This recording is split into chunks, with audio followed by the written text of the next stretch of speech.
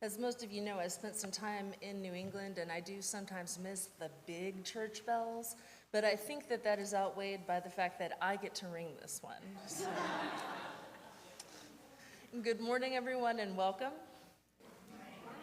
I'm Reverend Katie McQuage-Loukas. My pronouns are she and hers.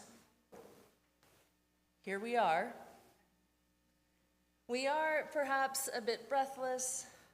We are perhaps discombobulated, and I think we are, all of us, a little bit tender at this moment. Whatever you brought into this place today, it is the right thing to have brought, because it's yours, and it's real, and it's true. You and me and all of us, we are all still processing a little bit. Some of us have been doing more of it, but that does not necessarily mean we are farther along or that we're in a better place, because this process is not linear. We are where we are, and where we are will change and change again. And so for today, we're going to try to be in this moment, and we're going to try to notice where each of us is in our feelings and in our bodies. Before we jump into action, before we do the after-action reports, before we even really begin to make plans, we're going to take a deep breath and notice where we are. Because we are all still processing, whether we know it or not. And we need to actually feel what we feel before we can release it, before we can say what's next. So bring all of that here. Whoever you are, whomever you love, however you arrive today in body, mind, or spirit, whether you're joining us in person or online, wherever you are in your spiritual journey, you are welcome here. If this is your first time, we are glad that you are here and you are welcome. If this is your 500th time, you are welcome and we are glad that you are here. And we are glad to be here together on what is, for many of us, a difficult Sunday morning. Come into this place of connection and healing. Come into this place of hope and repair. Come into this place of renewal. Bring your weariness and your energy. Bring your anxiety and your hopes. Bring your fury and your peace. Bring your sadness and your joy. Bring whatever it is that is in your heart this morning. Bring whatever it is that is in your spirit, that is in your body. Bring it here to this place and here to these people to discover what possibilities may arise when we attempt to build something new together. Come in and let us worship together.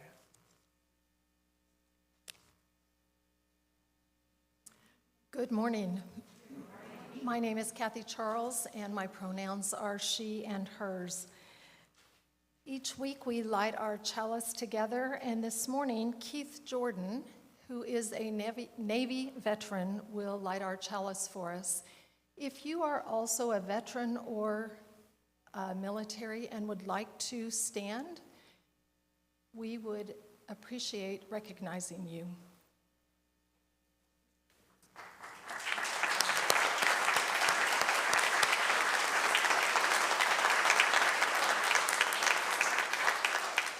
Thank you so much for your service.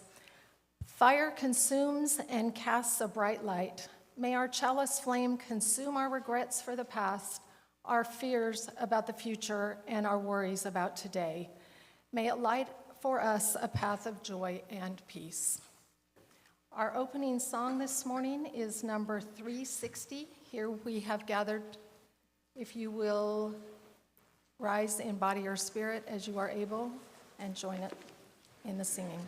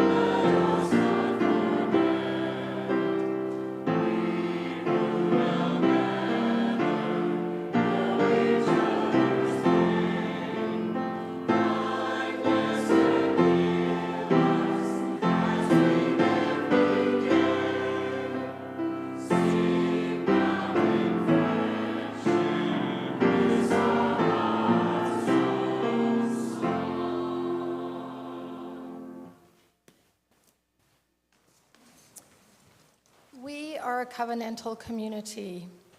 I put my faith in you. I put my faith in every one of you who woke up this morning with the weight of loss, manifesting as numbness, anger, fear, or an alienating, aching pain. I put my faith in you, and I pray you will put your faith in me. We need one another now because we will not make it alone. Please join me as we share our covenant. Love is the doctrine of the church. The quest of truth is the sacrament, and service is its prayer.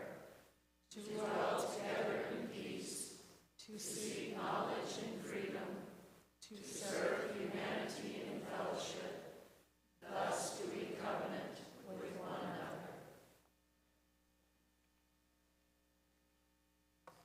Our responsive reading this morning is number 666 in the gray hymnal. I heard that.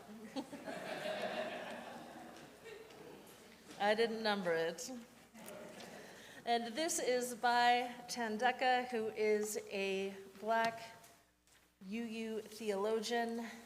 It is a responsive reading, so join in with me on the italicized text. Despair is my private pain, born from what I have failed to say, failed to do, failed to overcome. Be still, my inner self. Let me rise to you. Let me reach down into your pain and soothe you. I turn to you to renew my life. I turn to the world, the streets of the city, the worn tapestries of brokerage firms, drug dealers, private estates, personal things in the bag lady's cart, rage and pain in the faces that turn from me, afraid of their own inner worlds. This common world I love anew, as the lifeblood of generations who refused to surrender their humanity in an inhumane world courses through my veins. From within this world, my despair is transformed to hope, and I begin anew the legacy of caring.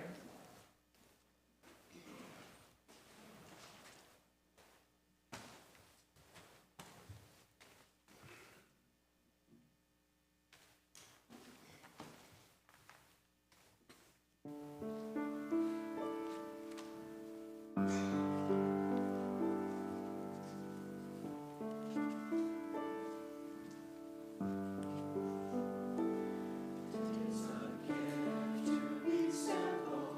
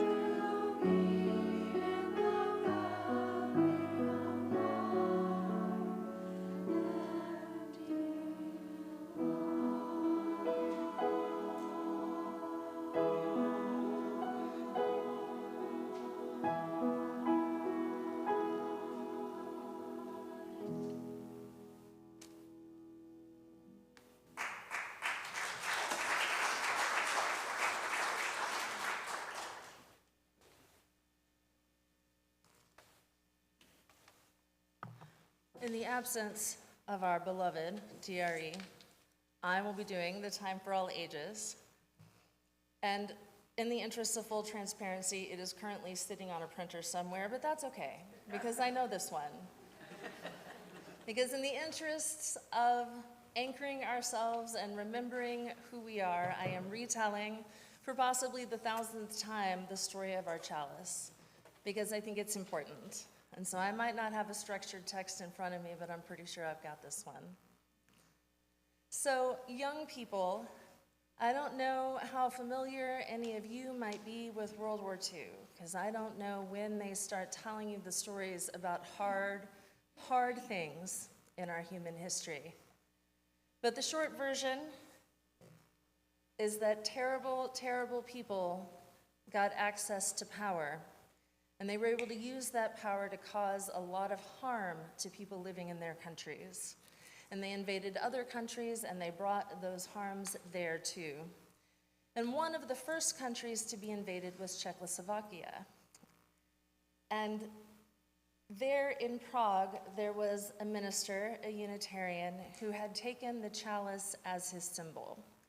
And they had used the chalice as a symbol in various religious movements there, so he was picking up his inheritance.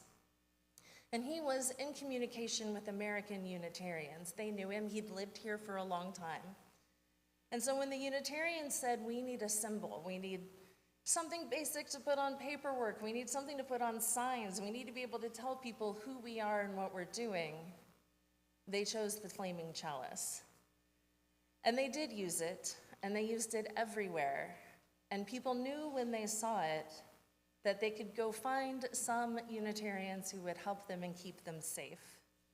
And this mattered very, very much when so many terrible things were happening.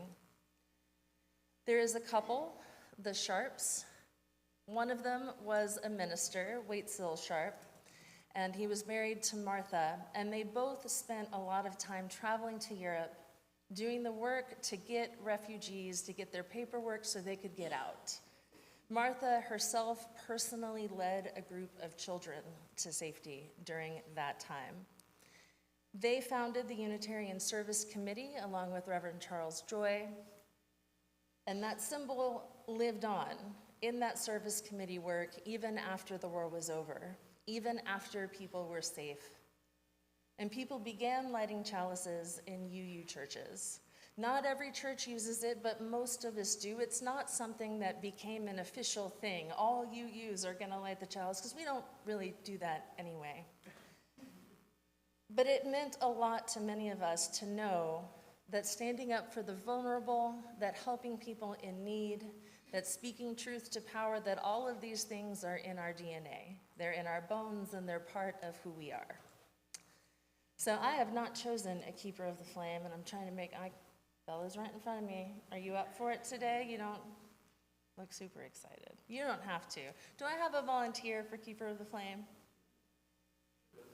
Okay, come on up.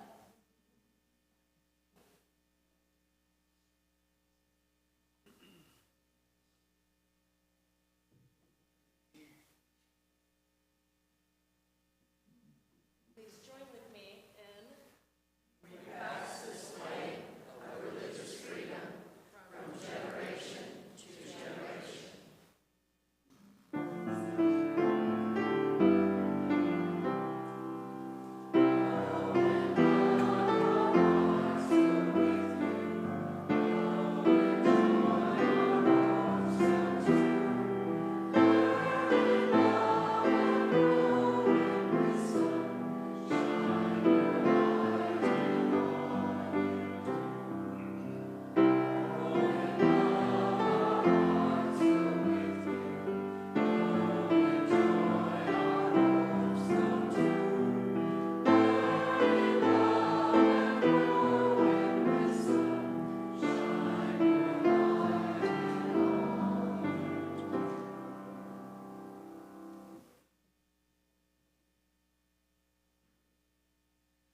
One year ago, we lost our beloved Mary Margaret Carlisle. And I'd like to invite Leo up now to tell us a little bit about her, and I think read a poem, if you will.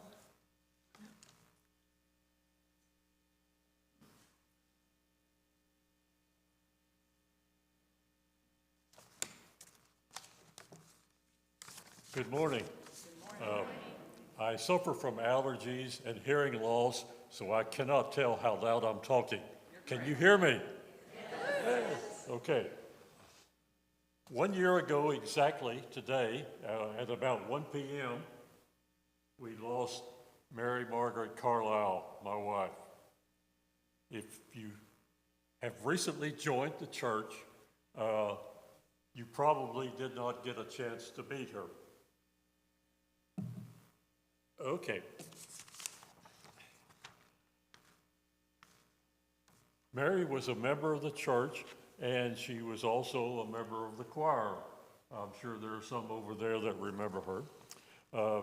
She had a number of talents, including pottery, stained glass, origami, gardening, and a number of volunteering efforts. And I won't go through all the things, but she worked also for the Red Cross as a volunteer. She was an election judge.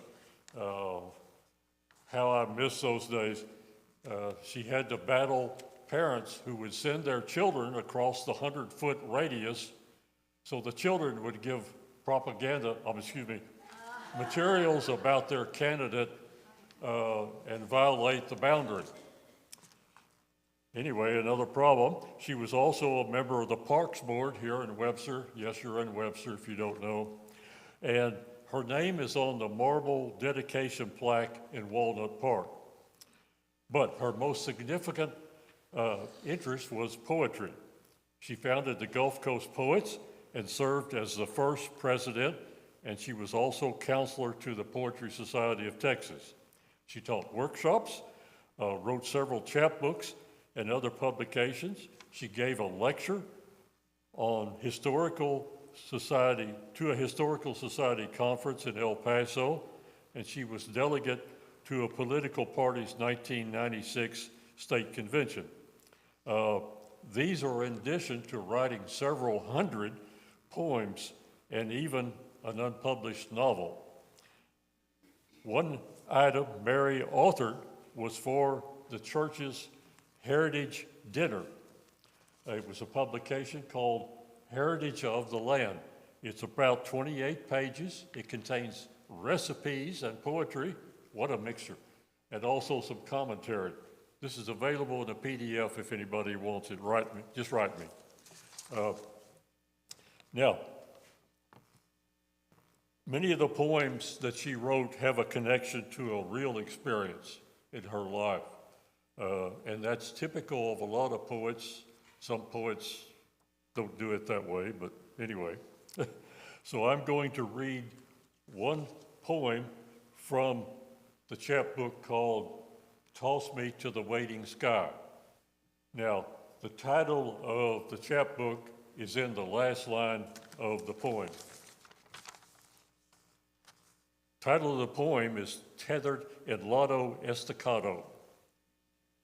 I rode westerly at dawn and found a mallard swimming in listless circles in a trailside cattle trough. His bright feathers jewel-like in the summer sun. He made no move to fly. A leather dipper tethered, tangled round his legs. I put him on the ground and gently cut him loose. He sat unmoving for the longest time, until I finally threw him into the air. The mallard lifted north towards Running Water Draw, 100 miles past the rocky hills and gulches of my temporary home. The bird had been as trapped as I am now by circumstance and need, tethered tight by leather strands of memories. I wonder, will I fly off alone when life's sharp knife cuts me free? Or will I wait for someone else to toss me to the waiting sky? Okay, in closing, and in memory of Mary Margaret Carlisle, I am making a donation to the church. Thank you very much for the time.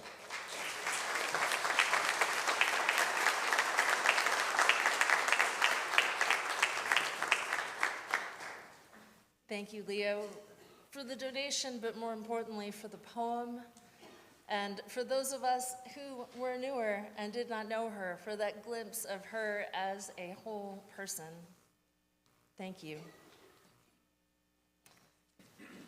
We light our red candle of community in honor of her today. We also light it in honor of others.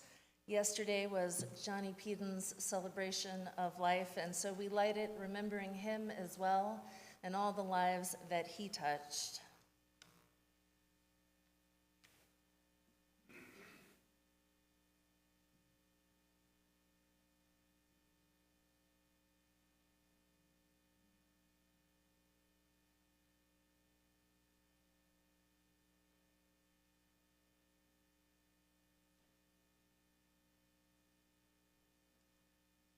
We light that candle because as a community, we hold memory, we hold hope, we hold all the strands that created us, and all the strands we will, in our turn, create.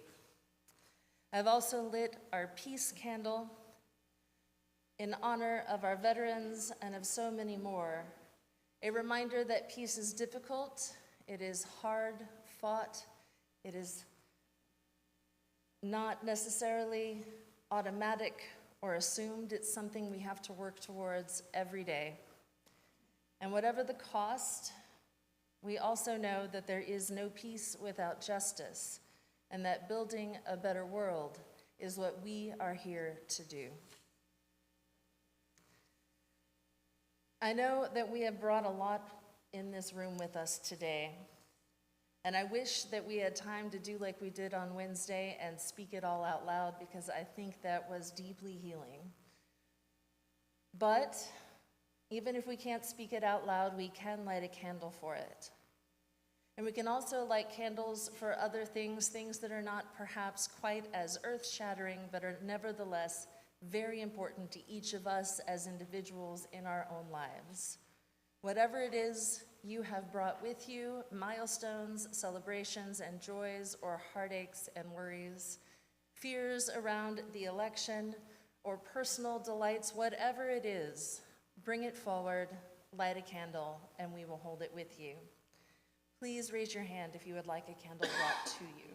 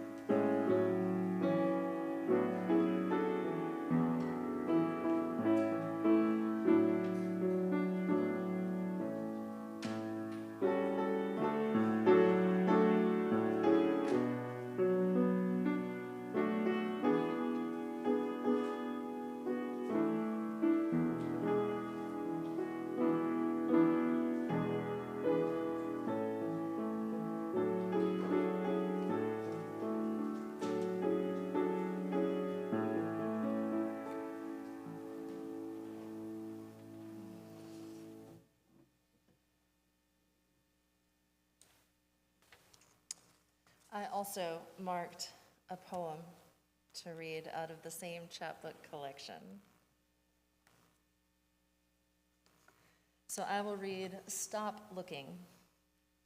Who I am will not be discovered from all of that which I am no more. Do not look at things undone or books bought but not yet read, scarves unraveled, scavenged for unused bits of yarn. I am not in any of those things. Nor am I in the dozen dusty photos set aside for fancy framing or in sacks of gifts not yet given. Look instead to the smile of my daughter, the laughter of my son, and see me in the bright eyes of grandchildren. Please present no invoice against all the promises I may still owe. Accept what you find of me in the music of my church and the generosity of my friends, the kindness of my husband. Beneath these lines, more done than awaiting, here I am. Will you please join with me in prayer or meditation, however is comfortable for you? Spirit of life, you move quietly amid the noise and furor of this world.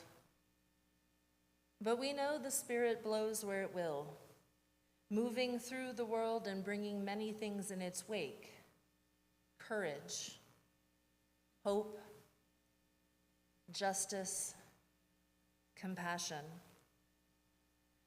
Spirit of love, renew our spirits. Remind us of your subtle yet constant presence, embodied in us, however imperfectly. Remind us amid our many complicated and scattered feelings that there is another side, even if we are not yet there. Help us to be awakened by what we feel, not numbed, so that we might grasp that courage, hope, justice, and compassion, so that those things may sustain us in the days ahead. Spirit of justice, renew us, empower us, enliven us. Help us to become all that we must be, to care for all who need us in these times. Help us to be a bulwark of love and compassion. And most of all, help us to remember that there is delight in our defiance that will carry us forward in joyful resistance.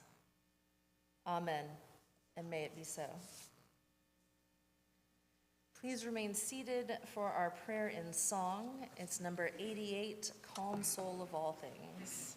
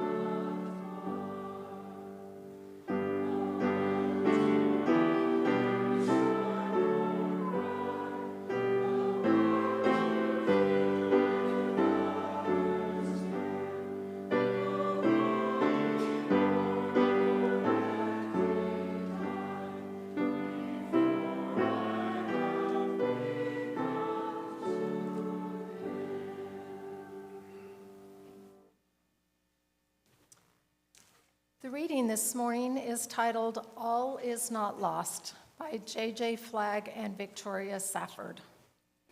Friends, go to the window, open the door, move away from the screen and pocket your phone.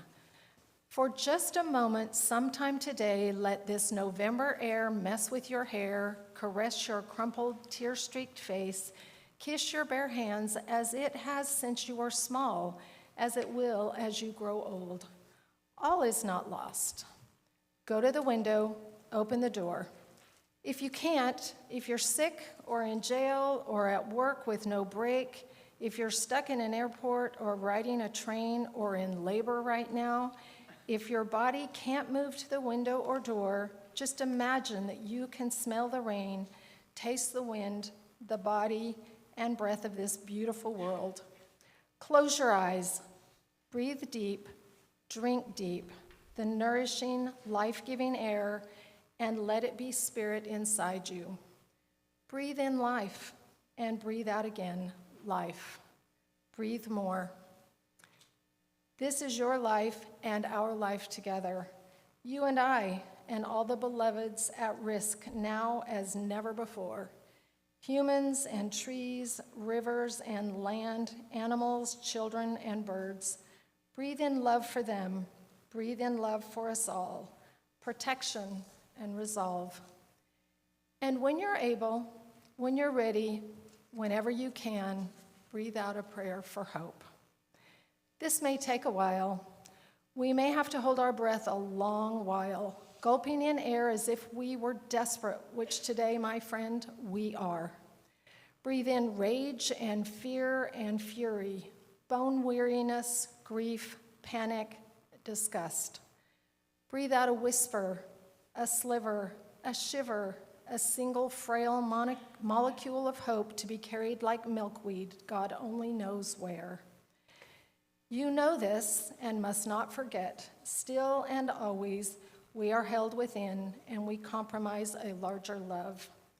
We are held within and we compromise the mighty, irrefutable persistence and resistance of our ancestors and the urgent, laughing beauty of our children. We are held within and we compromise holy and ferocious power. Spirit breath moves through us still, inspiring, insisting. Any act of love we undertake henceforth will be a revolution. Open your window, go to the door, reach for a neighbor, even a stranger. Now I believe, as I didn't before, that you could knock on almost any door. Tremble on the threshold, and when they open, collapse in their arms.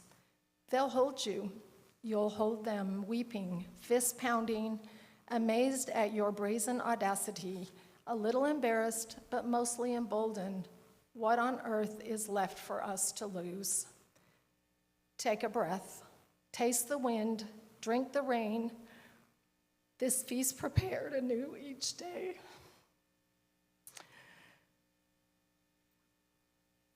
Remember who you are and whose you are, the beloveds and beloved who know you by your name, who expect great things of you, which is to say that you will keep on keeping on, never alone, and with all your dignities still shining.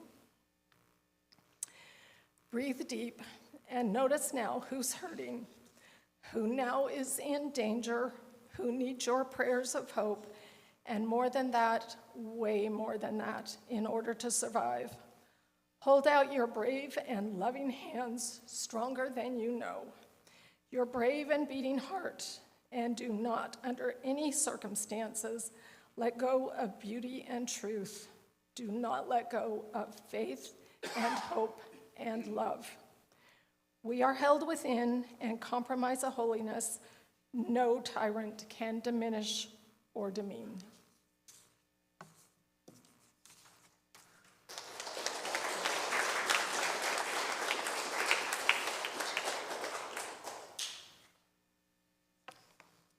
Oh, another deep breath, maybe 2 or 3.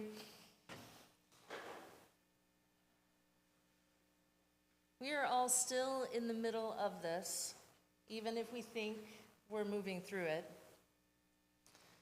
Those of you who were here on Wednesday heard a variety of voices, a variety of moods and tones as everyone spoke from the multitude of places that we all were, trying to name how we felt in the moment and where we thought we might be headed.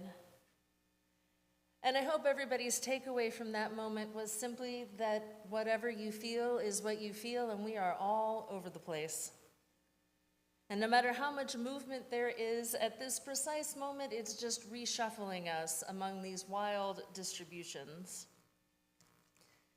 We have, all of us, experienced grief in our lives, and so we know there is no straight line. The stages of grief are not actually a roadmap and a process. They're just mile markers, and we bounce between them from denial to anger, maybe acceptance for a while, but then we're back at anger or depression, and maybe we slip sideways into bargaining, and that's how it works. It's just not a straight line. I told a friend earlier this week that I felt like a pinball. I would think that I knew where I was going, and then spring, I'm going a totally different direction now. And so I'm not quite in the same place that I was Wednesday, and I might be in a different place than I was last night or even when this service started. So deep breath, everyone. It's a lot of emotion right now. And the thing about action, about real life-changing and world-building action, is that we can't do it from this place. We have to find some sort of clarity, some sort of stability before we can act well.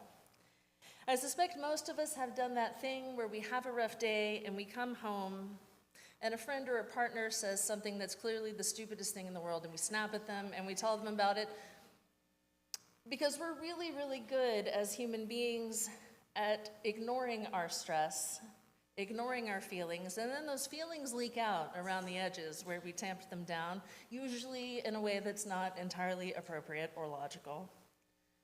Chris has always said that they can tell when I have a few too many papers due because they come home to a clean kitchen and like 3 batches of cookies. The clean kitchen is unusual for me, so. But it turns out that that's the other thing we're really good at. We find work to do. We find a way to keep busy, to keep active, to distract ourselves. And it's just how our brains work. This is what human beings do. So even though we want to leap immediately and fiercely into action, first, a deep breath. I want to take a moment right now for all of us to check in physically with our actual bodies. Maybe you have tension in the shoulders, a headache, an uneasy stomach, or maybe you're not embodied right now. Maybe you're feeling really detached from your body, and that's also worth noticing. And you don't have to raise your hand and say, oh yeah, that's what I'm feeling, and tell us all about it. But can you, in this moment, put a name to your feelings? And if you can name it, how specific can you be? It's really easy to be lost in the I'm just mad and not be able to actually name, I'm frustrated with this, I'm worried about this. I'm not really good at this particular kind of emotional self-examination. I had to learn it the hard way. I'm more of a ruminate and run in circles kind of person. But I can tell you that earlier this week, the weight on my chest, that was dread. That was anxiety. I can tell you that the ache in my shoulders is from bracing myself against uncertainty. And you probably have a different set of things going on in your heart and your mind and your body. I can tell you right now that there is a steady undercurrent of anger. And some of that anger is from a place of fear. Less for me. I'm probably going to be more or less okay, but a lot of people I care about won't be. I know people will be harmed by the coming administration, and I know people will suffer. And now that the campaign is over, I am no longer in danger of campaigning from this pulpit. I actually finally get to say the thing. And I know that not everyone in the room is going to be precisely on the same page as me, and that's okay. You don't have to be. That's the beautiful thing. We don't all have to be in the same place, but I can finally know some relief and maybe drop one particular F-bomb. Because you're just going to clap in advance. I haven't even gotten there yet. I'm angry because fascism run this round, and yes, fucking fascism.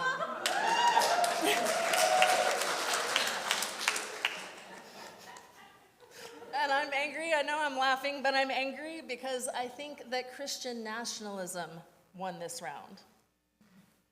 I really and I truly believe that hatred and greed and exclusion and violence won this election and won it fair and square, and that's the part that hurts.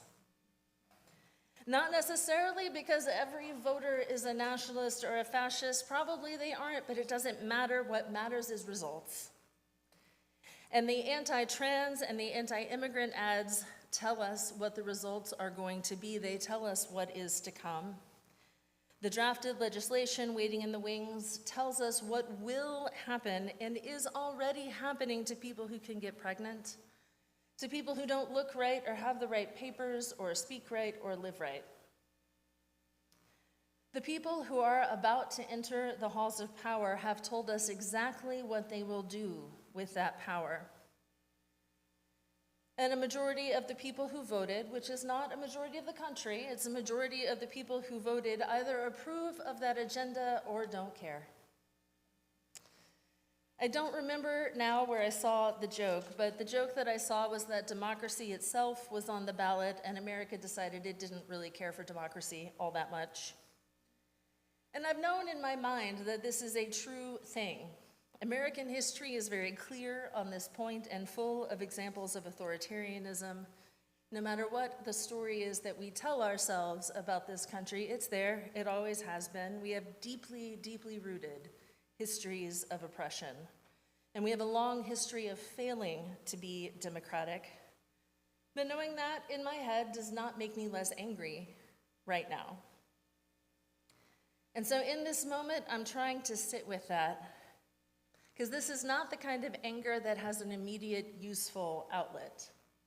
There are other kinds of anger that are empowering and purifying and righteous, and this anger is not that. This is the judgmental anger. This is the kind of anger that shuts people out and that burns just a little too hot. I think in 2016, I could tell myself that people didn't understand or that people were misled. I don't know what the story I told myself was, but there were stories that I could tell myself about why this had happened. This time around, I don't think there is a misunderstanding. This was a choice, and I'm mad about it. And so I'm sitting with that, and I'm waiting for it to simmer down a little bit so I can rediscover compassion and curiosity. Because I know that's the place I need to be if I want to not be a jerk. And I know the story I just made about people making choices is actually just that. It's a story that I made up because I still actually don't know. And I know my anger will simmer down, and I'm reminding myself that this isn't the first time I felt this way. This is how I felt in 2004. In 2004, I looked around and I felt like the country said, yes, we love international wars and oil money. Great, and voted for that. And that really made me angry in 2004. But of course it was more complicated, because it always is. And there are structural and systemic issues that predate this election, that predated the 2004 election. There are things that go way, way back and that aren't easy fixes. And I know that this has been somewhat of an unstructured pile of thoughts because I've been working on this along the same timeline all of you have, and I am still in it. And so I'm really sure about that thing, that we have to sit with our feelings so that we don't fly off the handle. But there are a few other things that I am certain of in this moment. And the first thing is that it's going to be up to us and our comrades in faith to hold the line. This is going to be fought on a 1,000 fronts, and we're not going to be able to take on each front ourselves. We're going to have to make choices about where we best serve. And this is one of the reasons why our emotional clarity is so important, because we're going to want to do everything. And there are going to be a lot of asks and a lot of vulnerable people who need us. But we need to remember that there are places where we have already been doing that work, and we just need to lean in and do more. And there are places where other people have been doing the work, and we need to show up. It's on all of us to do this, but it's not only on us to do this. And the second thing that I know for certain is that we have building to do. We're going to need to shore up and repair collapsing social infrastructure. One of the big areas for that work is misinformation and attacks on religious freedom. The fact that so many people voted for a candidate and an openly avowed platform that will strip people of rights and dismantle our institutions is a sign that something is broken. And we're going to have to rebuild and repair some broken things. To make real change, we're going to need as many people as we can get on board, and that means rebuilding bridges. That means rebuilding relationships even when it's hard and even when we are angry. But we're also going to have to build new things to address gaps we didn't know we needed to fill. There will be issues and contexts that are under extremely serious threats in new, awful ways. And we're going to need, again, that emotional clarity to figure out where we have leverage and where we are best positioned to fill the gaps. This is true for us as an institution, and it's also true for us as individuals. In this room, there are a variety of identities, and some of them are safer than others. So for some of us, more is expected. And our church is also distinct. It has a distinct fingerprint and makeup, just like every other UU congregation. And so each congregation needs to discern where its strengths are and where its vulnerabilities are and how best to serve. And at this moment, we have a couple of months to figure this out. We have a couple of months during which the incoming administration will signal its intentions and lay out its plans. And so we don't need to have our plan in place tomorrow morning. But we do need to pull ourselves together because we do not have all the time in the world. And so next week, I'm going to get a little more theoretical and a little nerdy, and I'm going to talk about democracy and freedom of association. Because in this moment that seems like a place where Unitarian Universalism has a lot to say, we're pretty good at it. But in the meantime, we all need to think, I'm including myself here, long and deeply about where we are called to work. And we need to think about if that work is for us as individuals or for all of us as a body. Because those conversations that bubble up in the weeks ahead are going to be full of difficult priorities. And it's going to be hard to think straight, and it's going to be hard to respond adequately to everything that lies ahead of us. And so I return us to that initial point. Pay attention to where you are.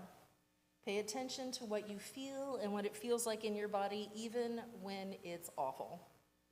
Because it will be too easy for the dehumanizing nature of our current politics to take up residence within us. It'll be too easy to create black and white stories that cast blame in simplified ways that aren't helpful. And it will be easy to feel judgment or contempt. And I'm not quite there yet, so that does show that what I'm talking about really is a faith, a belief in things not seen. But I believe that it is from that place of love and curiosity that we can begin to understand how to repair what has been broken. And I'm going to give you permission, you can still be angry from that place. An anger that sets boundaries and protects those we love. We can still be sad and grieve. But most of all, we need to begin to understand in a way that leads us to build something better. And it's from love and compassion and curiosity that I think we can build new coalitions, new institutions, and new ways of being that might take us somewhere different next time around. So breathe with me, folks. In and out. And think long and hard in the days ahead about how you feel, where you are, and where you are called to be, so that we can begin our work together in the days ahead. May it be so, and amen.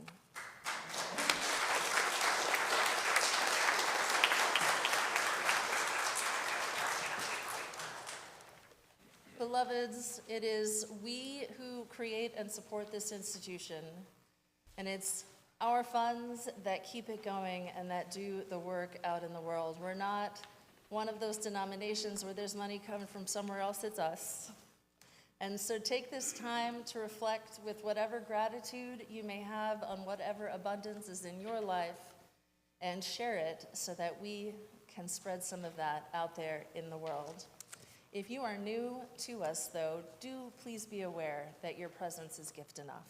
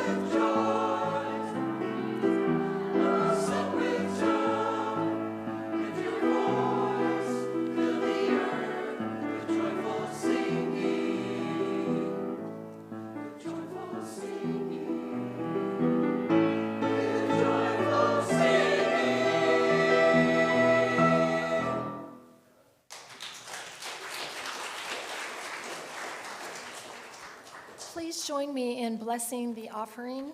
This gift from the abundance of my life blesses me, our ministries, and the world. If you are looking for ways to be together this week, I have a whole page of announcements. So join us for a fun Wednesday night dinner in Cockrell Hall on Wednesday, November 13th from 5:45 to 7 p.m. We're excited to offer Wednesday night dinners as often as we can gather volunteers. There are many ways to get involved, including as a lead cook, helper cook, dessert maker, or part of the cleanup crew. We welcome all levels of experience, and you don't need to commit to every Wednesday. Our goal is to have enough volunteers to rotate monthly. Help us keep Wednesday night dinners going strong by volunteering today. If you'd like to contribute, please reach out to us at kitchen@bauuc.org. Our annual Thanksgiving dinner will be at 2 p.m. on Thursday, November 28th. To prepare, we're reaching out for volunteers to help set up and clean up on this special day. Your support will make the event a warm and welcoming celebration for everyone. Whether you can assist with setting out flatware, preparing drinks, or tidying up afterward, every bit of help is appreciated. If you're able to lend a hand, please contact kitchen@bauuc or call the church at 281-488-2001. Remember, many hands make light work. Photos of diverse scenes taken by Ron Masters are hanging on the walls in Cockrell Hall, now through November 25th. Ron and his wife Patty are members of Thoreau UU Church, and his photos of diverse scenes were first shown here last April at the Fringe Art Fest. Next Sunday, November 17th, after the service, join us for a reception and a brief artist talk. After the service today, families, parents, and children bring your appetite and a dish to share for a delightful family potluck. Join us at 12:30 p.m. in Cockrell Hall for a fun-filled gathering. While the children play and are cared for, parents can engage in meaningful discussions about parenting topics. Don't miss out on this perfect blend of food, fun, and parenting insights. If you didn't bring a dish, join us anyway. There should be plenty of food for all families and children. Also, after today's service, our church's Service and Justice Ministry team is dedicated to putting our UU values into action, serving our neighbors, and promoting social justice in our city and nation.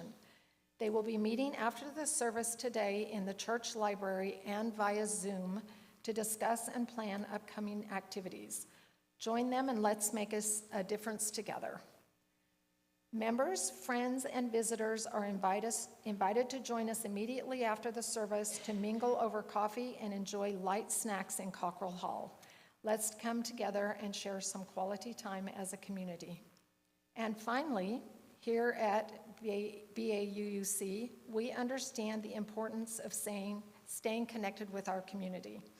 That's why we offer a weekly newsletter every Tuesday with the latest news and events happening at our church. Don't miss out on the opportunity to engage in meaningful activities and connect with fellow members. Sign up for our email list today using the QR code on the screen or by going to bauuc.org and join our community of spiritual growth, fellowship, and fun. Now, if you will join me in the closing song, Building a New Way, number 1017.